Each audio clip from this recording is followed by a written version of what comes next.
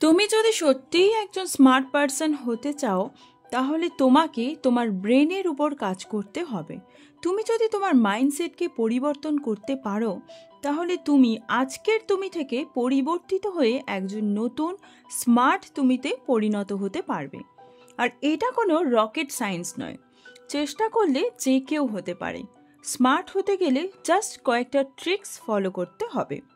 আর বন্ধু, আজকে আমি তোমার সাথে সেগুলোই শেয়ার করব। তো ভিডিওটা স্কিপ না করে পুরোটা শুনতে থাকো, অবশ্যই তোমার লাইফে একটু হলেও উন্নতি হবে। প্রথমেই বলি, স্মার্ট বা বুদ্ধিমান তারা নয় যাদের বড় বড় ডিগ্রি আছে। ডক্টর, ইঞ্জিনিয়ার বা পিএইচডি হলেই স্মার্ট হওয়া যায়, এটা সম্পূর্ণ ভুল ধারণা। Jack Ma, Warren Buffett, Virat Kohli, Einstein, এদের প্রত্যেকের সম্বন্ধেই তোমরা জানো।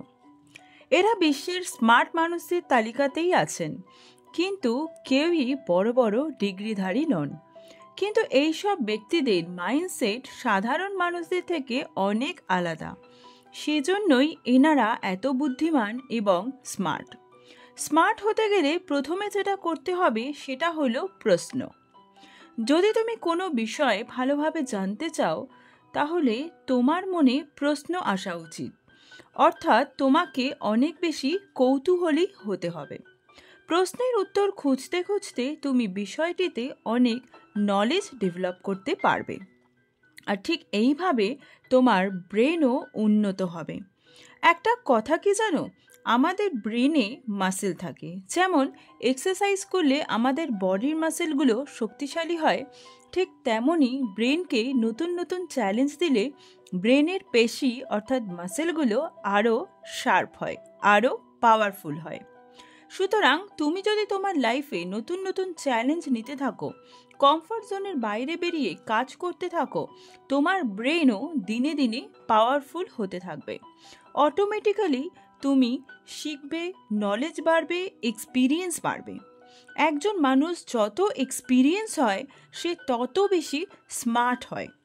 অনেক মানুষ একই কাজ সারা জীবন ধরে একইভাবে করতে থাকে এবং তারা জীবনের শেষ দিন পর্যন্ত ওই একই কাজগুলো করে যায়, যার ফলে তাদের ব্রেনে কোনো নতুন কিছু ডেভেলপ হয় না।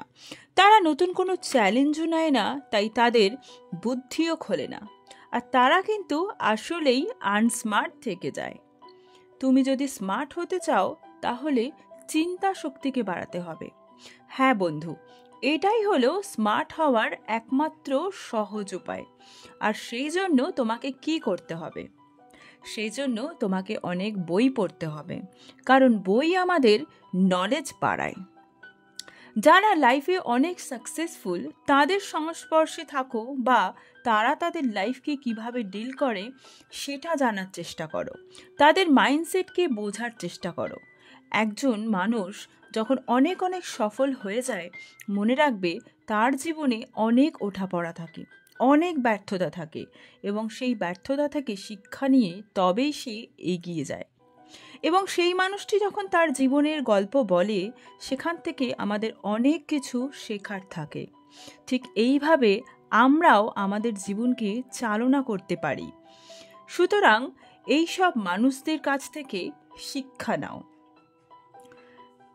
আর এটা একদিনে হয় না বন্ধু, মনে রেখো, একদিনে কেউ স্মার্ট হতে পারে না। এটা কিন্তু দীর্ঘমেয়াদী প্রসেস।